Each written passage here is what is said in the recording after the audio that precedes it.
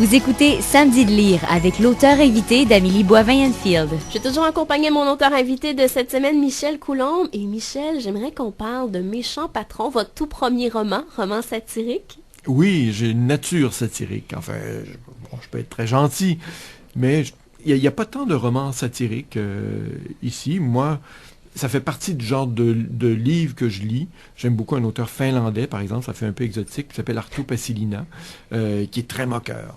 Et ce ton-là m'a toujours plu depuis l'adolescence. Donc, j'avais envie de plonger de ce côté-là.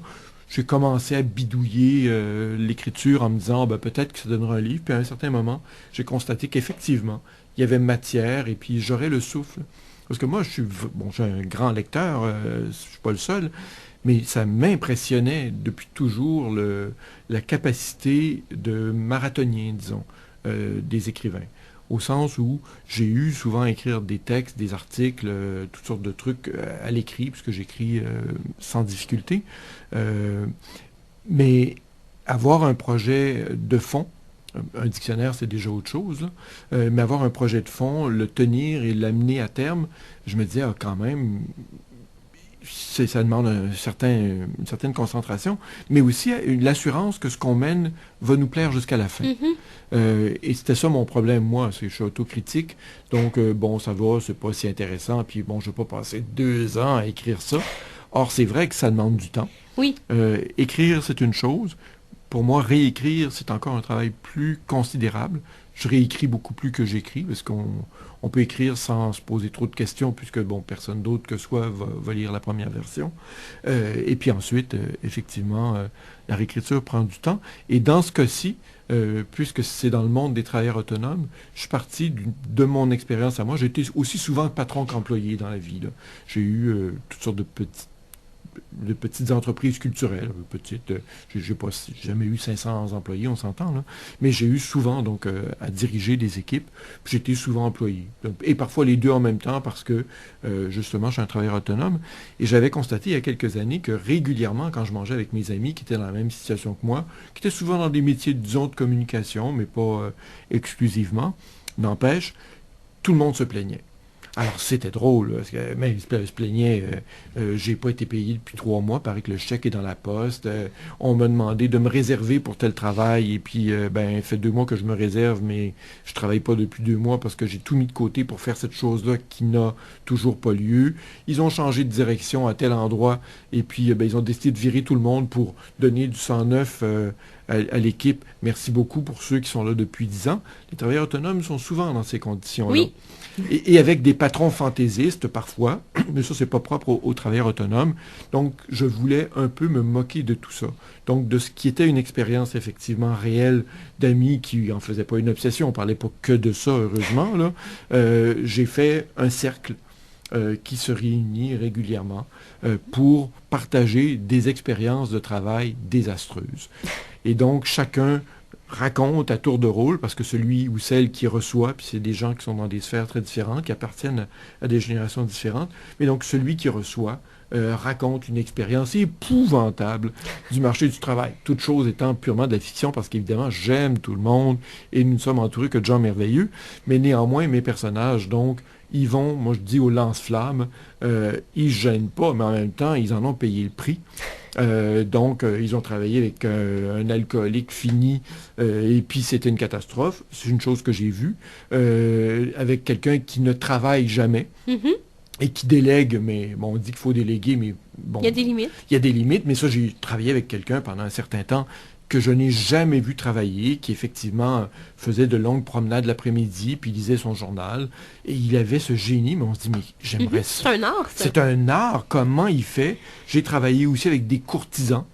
Des gens qui admirent X le lundi, et puis le mardi, la cote de X est tombée, alors du coup, ils tournent la tête, puis ils regardent Y, comme si c'était effectivement le nouveau génie incarné, et leur meilleur ami depuis toujours d'ailleurs, et ils ont ce talent-là. Moi, j'ai aucun de ces talents en milieu de travail. Je suis plutôt une petite abeille qui fait son travail, mais j'ai observé depuis toujours ces choses-là.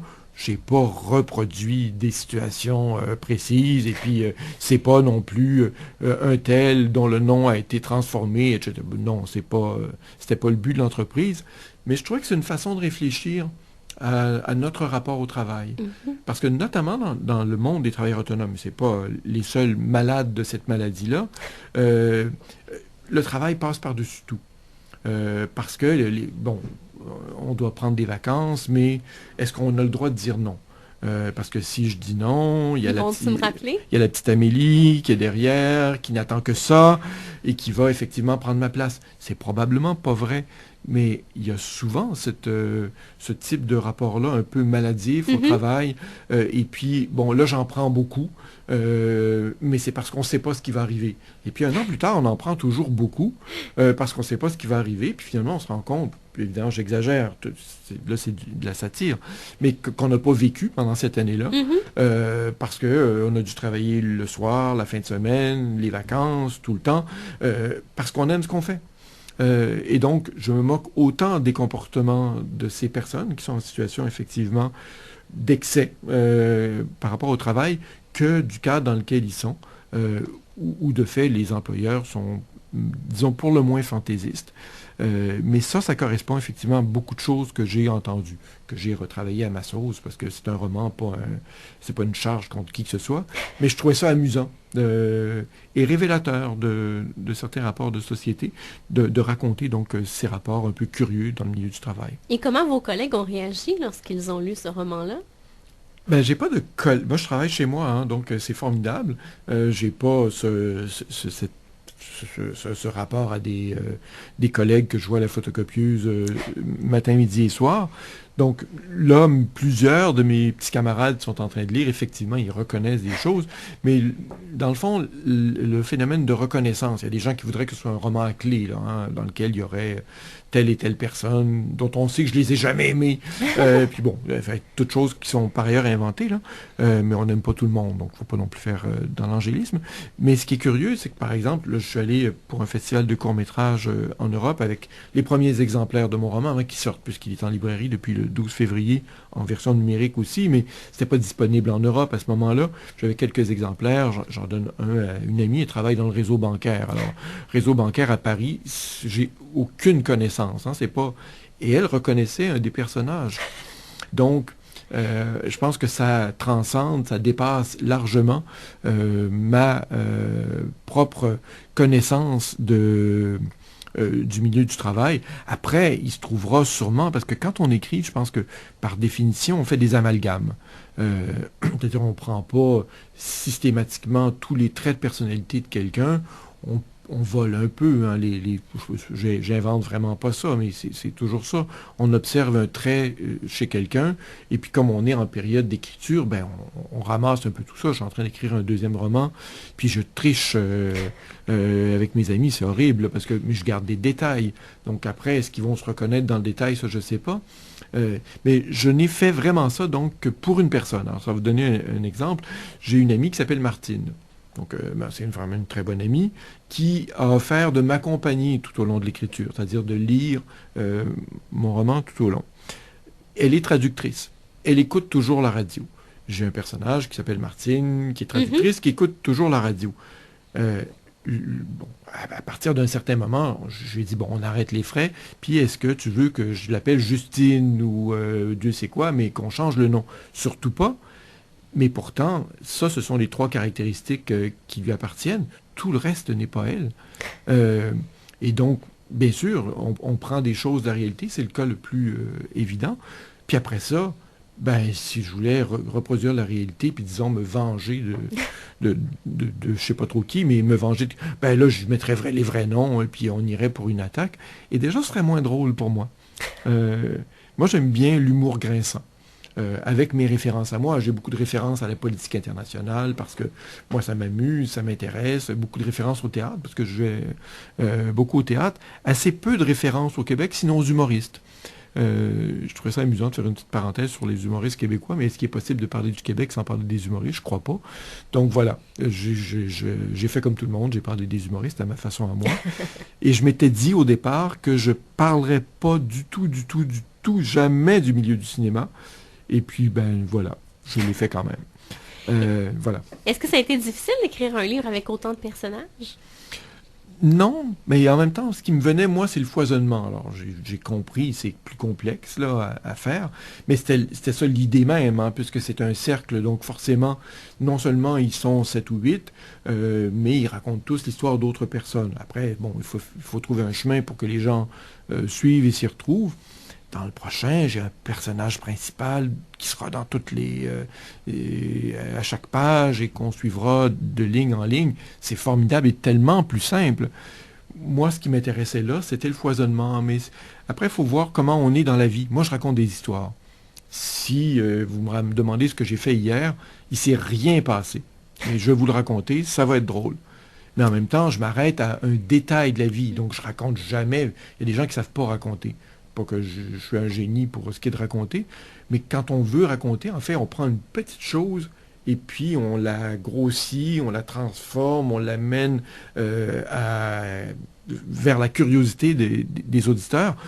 Moi, je fais ça naturellement. Donc, dans le fond, c'est un peu ce que j'ai fait en prenant le pari d'avoir plusieurs conteurs. Donc, chaque chapitre est porté par quelqu'un qui dit « ben j'ai aussi une très bonne histoire ». Et donc, je vais vous raconter ce qui m'est arrivé. C'est un truc invraisemblable, prenant pour acquis que les autres en savent des bouts, dans certains cas, et en découvrent d'autres, parce qu'on ne dit pas tout de ce qu'on fait tous les jours. Puis si on a des bons amis, d'ailleurs, est-ce qu'on leur fait subir tout ce qu'on vit dans notre bureau? Ben non. Mais non. Hein, on parle de nos vacances, on parle des repas, on parle de nos amours, on parle de toutes sortes de choses. Et puis, 2 ans après, on dit, écoute, t'as pas idée de ce que j'ai vécu il y a 2 ans. Moi, t'avais l'air un peu morose, hein? Et puis, ben du coup, effectivement, on peut partager les histoires qu'on raconte. Donc, c'est un peu ce principe-là, qui est un principe de convivialité, parce que moi, j'ai eu quelques groupes comme ça auxquels j'ai participé, dont j'ai fait partie, où on se réunissait pour aucune raison utile, sinon le plaisir de partager quelque chose. Dans ce cas-là, pas forcément des questions de travail, là, puisque je n'ai pas vécu cette expérience-là, mais ça fait partie des prétextes qu'on trouve entre amis. Entre amis, hein, il faut trouver souvent des prétextes, parce que la vie va très vite. Oui. On n'a pas le temps pour les autres et tout. Donc, j'ai avec des tas d'amis comme ça des conventions. J'organise une fête de fromage chaque année, par exemple. Ben, c'est très attendu d'un groupe de mes amis. Et effectivement, on fait un truc chez un fromager qui est assez exceptionnel. Ben, c'est le moment dans l'année où nous, on se voit. Si j'organisais pas ça, ben, nos rapports, ça se passerait. Cela dit, c'est pas toujours moi qui organise, mais j'ai comme ça quelques occasions, et on a ça dans nos vies. Hein. Ben oui, on en prend. Des prétextes. On en a des officiels qui sont Noël, puis on en a d'autres qui appartiennent à nos conventions à nous. Ça peut être une épluchette de blé d'Inde. Les anniversaires servent à ça aussi. Et donc, tout le livre est organisé autour d'un prétexte que, dans le fond, ont trouvé quelques amis, de se dire, bah, tiens, on va partager nos histoires. Et ce qu'ils ont à raconter, effectivement, fait un peu dans la mauvaise foi et dans la surenchère, parce qu'ils en remettent un peu, mais on en remet un peu quand on veut intéresser quelqu'un. Ben oui. Hein, c'est ça le principe dans la vie, là. D'où le ton satirique, parce que si c'était trop gentil, qu'est-ce qu'on s'ennuierait? Et je pense qu'il faut, effectivement, quand on va vers la satire, aller le plus loin possible.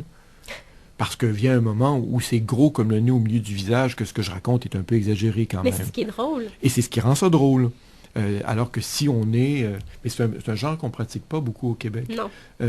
Mais effectivement, si on est toujours poli, puis on se dit quand même... Je me souviens que j'ai fait 1 ou 2 blagues sur certains types de personnes, puis on me disait, tu sais, tu devrais peut-être être prudent. Puis je dis, ben, autant rien écrire.